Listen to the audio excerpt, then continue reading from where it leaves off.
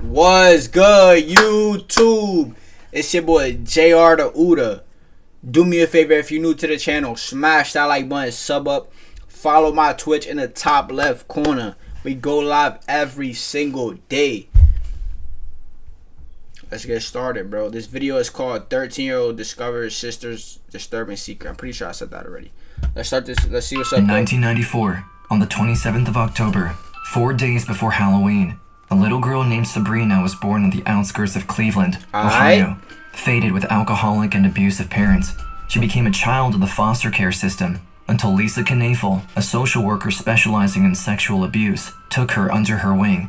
From then on, Sabrina had it all. 2 loving parents, 2 sisters, and a bright future ahead of her. Or so she thought, since on August 6, 2014, Sabrina was put on trial for the murder of Lisa, her own foster mother. You recognize this knife? And you attacked her with such vigor and force that you managed to put a 20-degree bend in a stainless steel knife, correct? 2 years before this was recorded, Sabrina was arrested inside her foster parents' home with a bloody knife in her hand. Lisa Knoefel was stabbed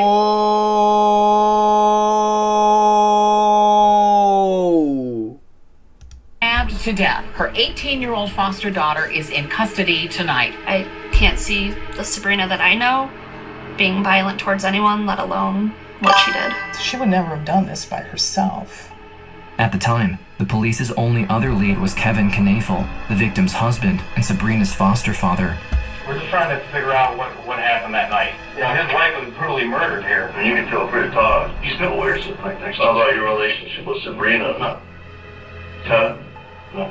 But someone else knew what really happened. On the night of the murder, Megan Zanella, Sabrina's foster sister, was also present at the scene. 911 was an emergency.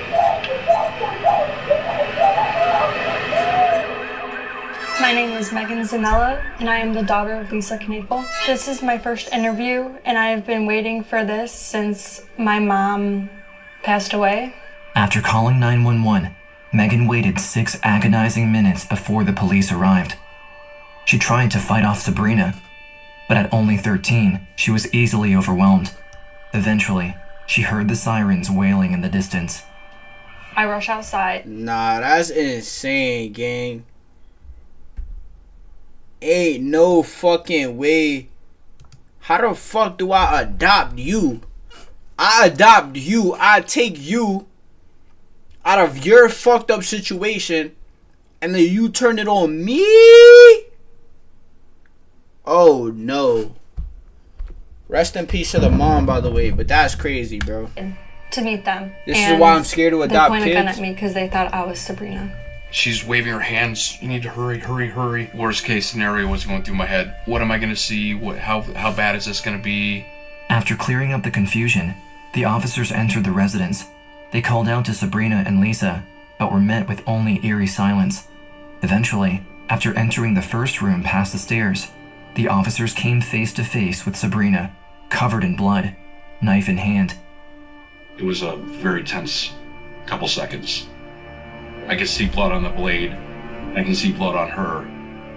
Immediately, we started screaming to drop the knife. Sabrina looked straight at the officer for a couple of seconds, as if she was in a trance, before throwing away the knife and putting her hands up. While his partner cuffed her, Randy Mullinex approached Lisa's bed. I could barely even see. It looked like she literally showered in blood. I knew there was nothing I can do.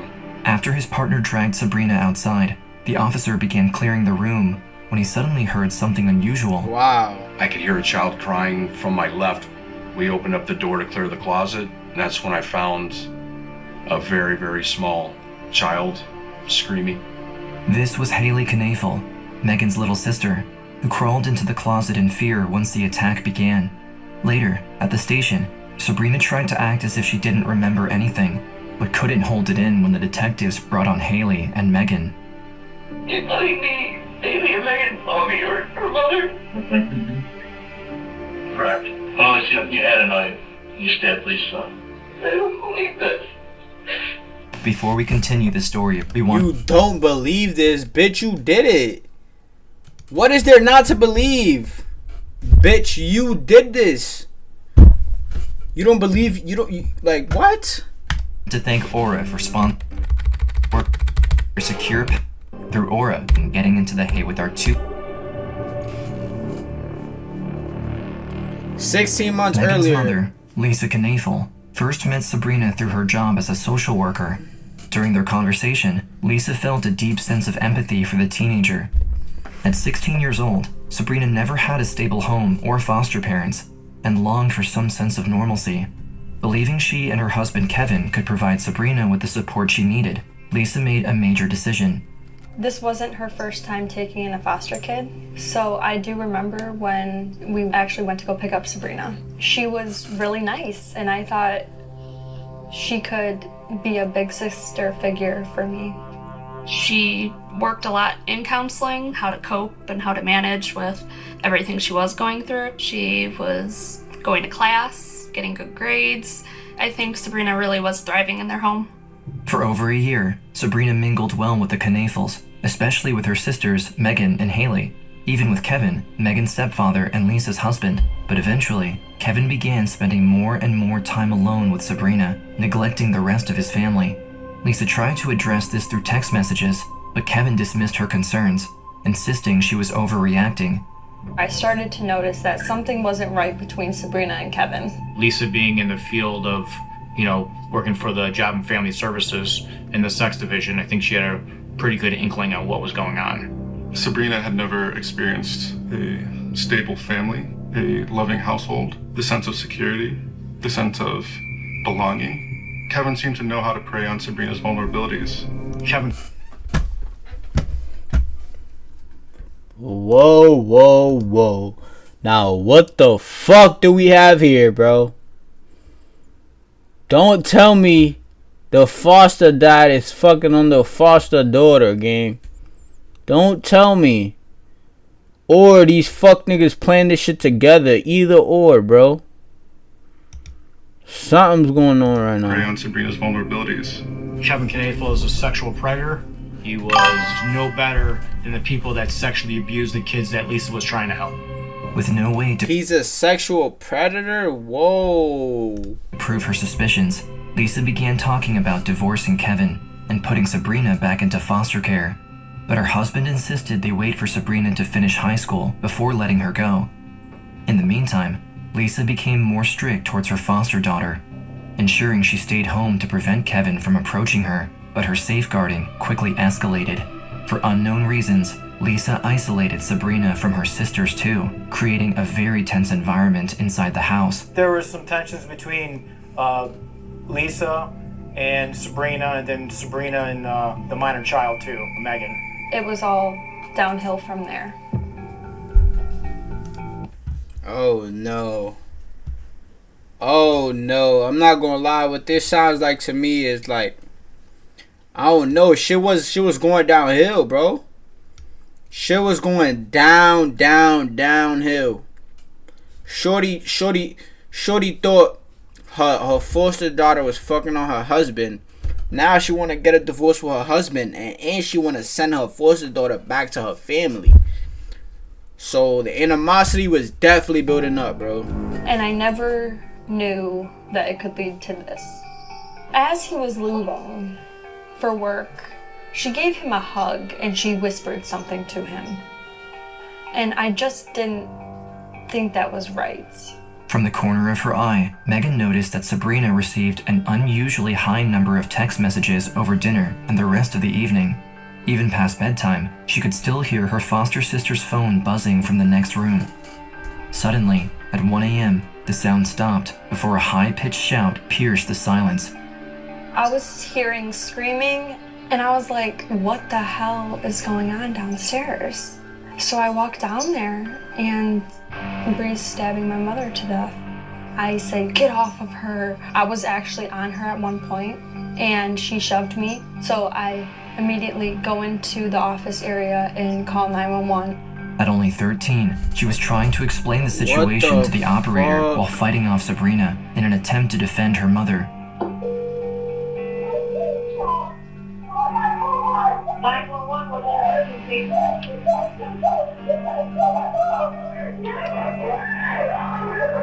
going on? Who has tonight? Okay, does she still have it? Okay. What happened?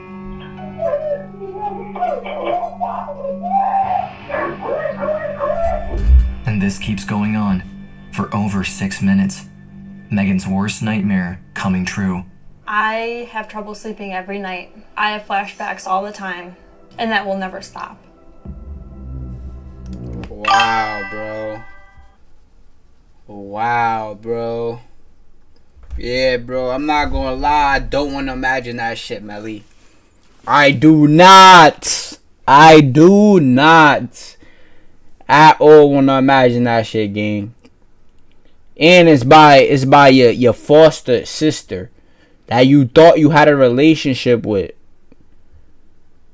Oh nah. I'm surprised the sister. I'm surprised the sister ain't even turned on her. Ain't no way I'm pressing. Bro, the knife was this big, gang. This big. She could have easily turned on her. I don't know, bro. That's crazy. Following 12 hours later, arrest, she had to be taken to a hospital to treat the numerous stab wounds Lisa and Megan caused to her hands during the attack. After she was stabilized, police took her back to the station and immediately began her interview. Our main goal when we first interviewed Sabrina was to get Sabrina to tell us exactly what happened. We caught her coming out of the room, so we knew she did it. We wanted to know why. What do you recall? Yesterday? I don't know. For over an hour, Sabrina claimed she had no recollection of the events and was unaware of Lisa's passing.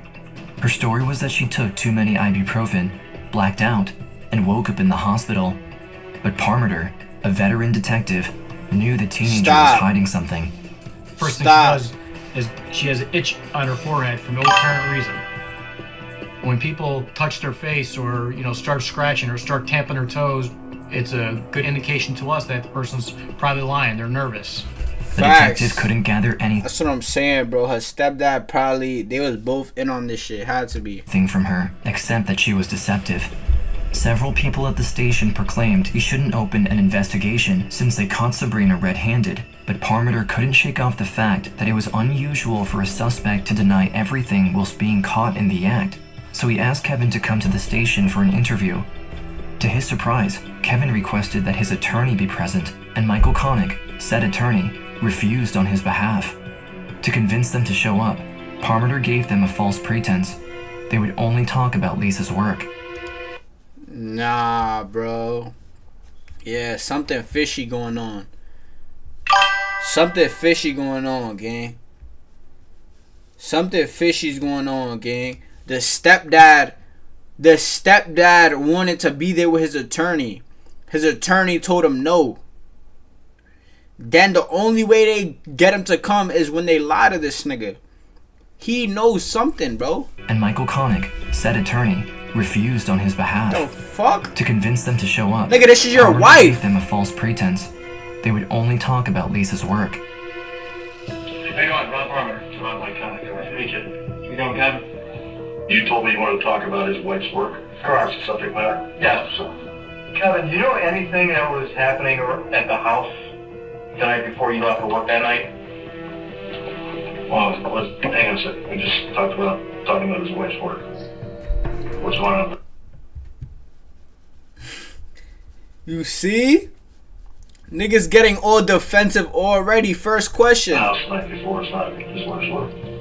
We're just trying to figure out what happened that night. His wife was brutally murdered here. Were you and Lisa in the process of going through a divorce? Okay, now we're getting outside the scope. Nigga said, now we're getting outside the scope. We're not going to get into the relationship between Kevin and Lisa. The police couldn't help but find this strange. Why wouldn't Kevin help them? Why was Michael so defensive with his client? Yeah, hell nah, gang. He did something. He did what something, really bro. caught Parmenter off guard was Kevin and Michael's reaction when he brought Sabrina into the conversation. Before then, the detective knew nothing of Kevin and Sabrina's strange relationship. You can feel free to talk. He still wears something. He can still say what he wants to say. I mean, how about your relationship with Sabrina. Todd? No. Nope, it's crazy. In the aftermath, Kevin kept looking over Megan for a few days before her own father could move her out of the house. During that short period of time, the 13-year-old witnessed many things that forced her to reconsider her stepfather's involvement in the events of November 16th. All I know is that the next day, he was getting rid of my mom's stuff. She was just murdered. She didn't die from cancer. It wasn't, long coming or anything. She was murdered. On that very same day, mere hours after his wife's murder, Kevin was on the phone with his insurance company. Turns out, he previously had terminated his own coverage, along with those of his 2 children, and transferred them to Lisa, giving her quadruple protection 6 months before her death. When he hung up, he had cashed in over $785,000. He did, taking it out the morning of. I was shocked. It was a lot of money, and he blew through all of it. $750K. $750K. Now we know why the fuck he did it, bro. If that don't explain why he did it, I don't know what else will, bro. He did this shit, bro. Cashed in over $785,000. 785. He did, taking it out the morning of. I was and shocked. Taking down her pictures, bro. What the fuck? And he blew through all of it. He was buying cars. He was buying a camper. He was remodeling his house, all with Lisa's insurance money. During the rest of the week, Kevin tried to visit Sabrina in jail every single day, but was denied each time. Megan couldn't help but wonder why Kevin would do such a thing, but his strange behavior had only just begun. The next day, he brought an axe into her mother's bedroom. The bed my mom was stabbed to death on, he was chopping it up, like cutting it up. I thought that was very odd. Even after Megan reunited with her biological father, her suspicions kept rising. Every time she saw Kevin, she noticed something strange about his behavior. At her mother's funeral, he asked the attendees to pray for Sabrina, the person allegedly responsible for the murder of whom they came to mourn. By merely glancing at her stepfather on that day, Megan knew she was onto something. I was looking over at Kevin. He had no emotion. It's like my mom was never there. Your wife was murdered. And you haven't even cried once? That's weird and sketchy. And that's when I knew he did this. Facts. He definitely did this, bro. He definitely, I'm not gonna lie, I would have lashed out at this nigga gang. I don't think y'all ever seen somebody get jumped at a funeral. This would have been the first time, though. You talking about pray for Sabrina, the girl who killed my mother? Are you fucking crazy? Nigga, they would have had to say pray for you after the condition you would have been in, nigga. Hell no. 6 months later. After 6 months, the case went cold. Both Megan and Parmenter knew Sabrina did it, but didn't know why, and couldn't shake off how odd Kevin had been acting since the murder of his wife. That was until Sabrina, still in custody, agreed to talk to Karen Kowal, her case prosecutor, through a process called a proffer. So a proffer is a good faith first step when the defense attorney, the prosecution meet with the suspect. It's an opportunity for them to be 100% complete honest and tell exactly what happened. As Parmenter and Kowal Jeez, she finna tell everything. These glasses pissing me off, I'm not gonna lie, but she finna tell everything. investigated, it became clear that Sabrina was probably trying to protect somebody when she claimed to have blacked out during the attack. Even from inside her cell, Sabrina appeared to be overwhelmed with regret for what she did, and her concern for the rest of her foster family never lessened. For these reasons, Kowal went straight to the point during the proffer interview. What we believe from conversations is that what led up to this homicide, to this murder, is that there was another party involved in planning that. Yes. It was Kevin Knoefel, my foster father. From what they've gathered, Kevin appeared to be a groomer, a sexual predator who builds a relationship with an underage person to gain their trust and prepare them for sexual abuse. Kevin often used attention, gifts, and secrets to make the 17-year-old feel special and dependent on him. He promised her that he would help her get into a massotherapy school and that she should train on him. From there, it didn't take long for him to get what he really wanted from the teenager, and he would continue to exploit her every time they were alone together. Sabrina had an appendix surgery, her appendix burst, and I visited her in the hospital that day. While I was there shortly after, Kevin had sexual relations with her in a hospital bed after she just had appendix surgery. That makes me... Ew, bro. In a hospital bed? And what is appendix, chat? Wait, what's the word? What's the word? With her in a hospital bed after she just had appendix surgery. Appendix? Appendix. I don't know how to spell that. How you spell that? Appendix. This is stomach. Posterior large in the lower right abdomen. What is exactly location? Lower right near the right hip bone. So basically by her cooch or her stomach, whatever. That's still weird as fuck, bro. That makes me sick to my stomach. Oh no. Does he ever tell you, hey, you can't tell anybody about this? All the time. Did he say what would happen if you told Then you'd be taken out of my care and I could lose my foster parent license. Kevin extended his control over Sabrina during the following year. After every sexual encounter the two would have, he would talk about Lisa, twisting the narrative to make Sabrina believe that the only way for them to be together was to get rid of his wife permanently. Slowly but surely, he manipulated Sabrina into believing that killing Lisa was her only option. He wanted to get a divorce, but Haley, which is a 3-year-old daughter of his and her, was in the picture and she would get custody, and he didn't want that happening. He said, well, look, I'm gonna kill myself because I can't deal with this anymore. And so when he said that, it kind of triggered me. I was like, no, I don't want that to happen. That's what he manipulated me with. And so I was like, okay, I'll do it. Why doesn't he kill her? Because then Haley wouldn't have a father. He'd be out in prison, and basically he convinced me that I wouldn't get caught. I was supposed to take a ring, her necklace, all of that, as if somebody came in and burglarized her. But things didn't go as planned. Lisa woke up while Sabrina stood frozen in front of her bed. Realizing she'd reached a point of no return, the teenager attacked her foster mother and fell into a blind rage when Lisa and Megan tried to fight back. Why did you stop? When you realized this isn't going the way I thought it would. Because I said, well, it's too late now. I'm gonna go to jail anyway. Matter, just get it done. And then during the time when you would see Lisa, I mean, would you think, like, I can't do this? That my heart would beat out of my chest when just thinking about it. I still sit here in disbelief that I did it. Kowal and Parmeter were hesitant at first, since Sabrina could have easily invented everything. I'm not gonna lie, bitch. I'm sorry, but you also gotta go too, bro. Your stupid ass gotta go too, bitch. You stupid bitch. You did this because you ain't want to go back to your fucking foster to your regular parents. You did this because he was threatening you, bitch.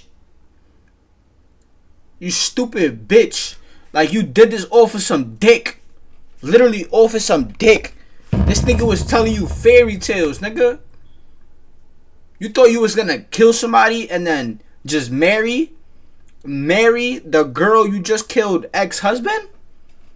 What the fuck type of life is this? Since when do you do that, bro? Yet, instead of demonstrating the usual behaviors associated with lying, Sabrina was now much more confident, assertive, and consistent in her account of the events. To back her claims, she even mentioned that someone else knew about the plot, her high school friend, Autumn Pavlik. Myself and Chief Assistant Prosecutor knocked on her door, we introduced ourselves, and she says, I've been expecting you guys. Are you surprised that he was also talking to you about that? When he got on the phone, it became a reality. I'm like, okay, well, If I could talk her out of it, and if I can make it so where him manipulating her is no longer there, maybe it won't happen. Since Kevin had already talked to Autumn about his plan, the police thought he might do so again if she confronted him, so they wired up the 17-year-old and sent her to meet Kevin. When she accused him of killing his wife and of having conspired with his foster daughter to do so, Kevin didn't deny her claims. He didn't even react at all. If somebody's accusing you of being involved in something you know you're not involved, you would say something like, "What are you talking about? I have no idea what you're talking about." Armed with Sabrina and Autumn's testimonies, Parmenter didn't waste any more time. I got an arrest warrant. We went to Kevin Knoefel's house and we arrested him. I don't think he was surprised. It was kind of weird because he was sleeping up in Sabrina's room. After his arrest, the police finally had Kevin to themselves, but it wouldn't last long. We have a lot of facts as to your involvement in this case. We would like to know your side of the story and us and what happened. What was the relationship now with Sabrina and Lisa and you? It got to the point to where Lisa got really frustrated and I dealt with Sabrina. Elaborate more on how your relationship with Sabrina developed. If we're getting into all this stuff, I'm supposed to have my lawyer. You know we have the evidence. I have an 11-count indictment here. Lake County grand jury indicted the man for plotting to kill Lisa with help from his foster child. But that's not all. He's also accused of sexual battery for having a relationship with that child. I was out to eat, and I remember just seeing my mom's face on the news. And my dad looked at me and said, "Kevin got arrested today." And I was like, "Really?" And I had no emotion. I had no emotion because I didn't know what to say. At the trial, 12 witnesses took the stand, from Sabrina's teachers and social workers to family and friends of the Knoefel. Each of them corroborated that he acted suspiciously after the murder, and many either knew or witnessed him acting suggestively with Sabrina. Even Kevin's best friend, David Strunk, testified against him. In a report he filled in the weeks after the Kevin's best friend.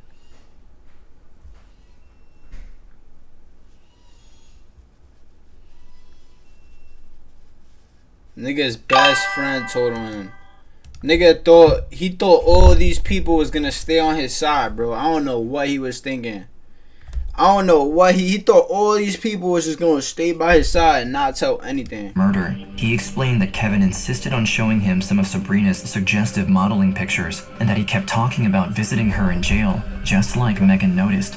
He told me that he just wanted to let her know that he was still there for her. This was the person that had just killed his wife, and I was shocked that he would want to have any sort of contact with her. After 9 hours of consideration, the jury came back with the verdict. Guilt. Sexual battery is charged in the indictment. Guilt. Conspiracy to commit aggravated murder.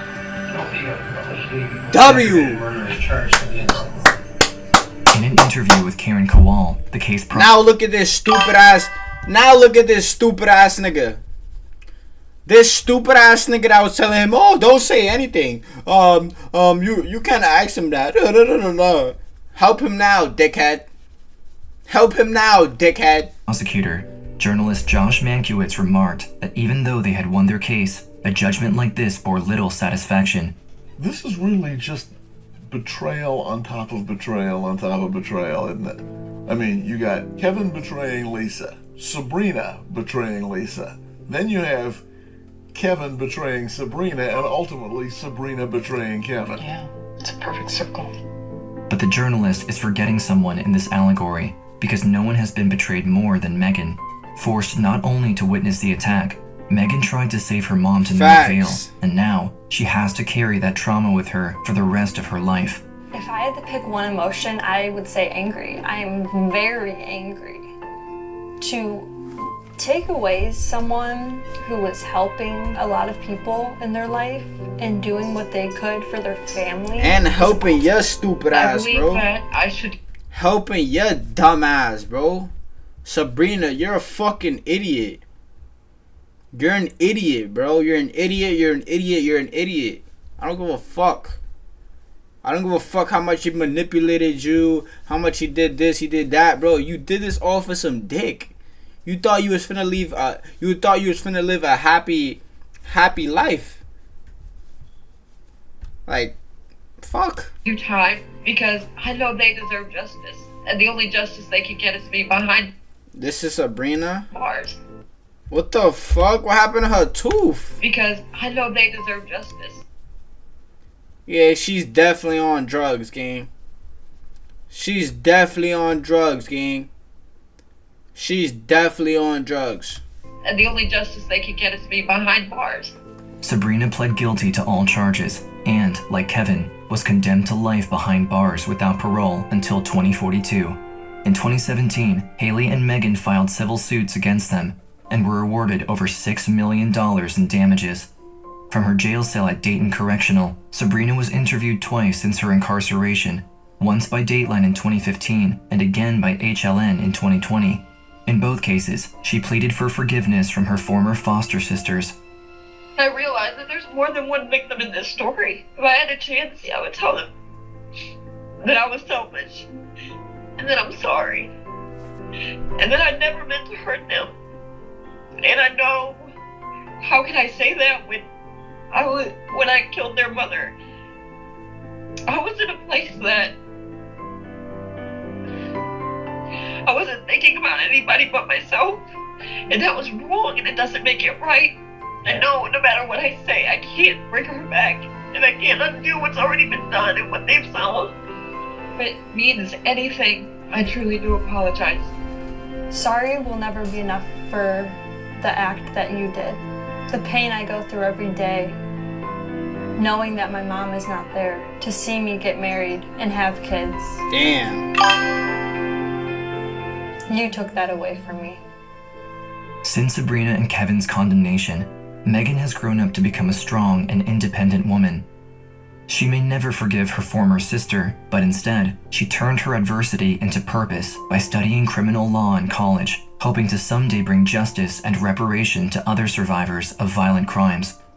Today, Megan continues to show a desire to help others, a trait she will forever share. I feel this with her girl's mother. trauma for She just sure. wanted to help people, make a difference.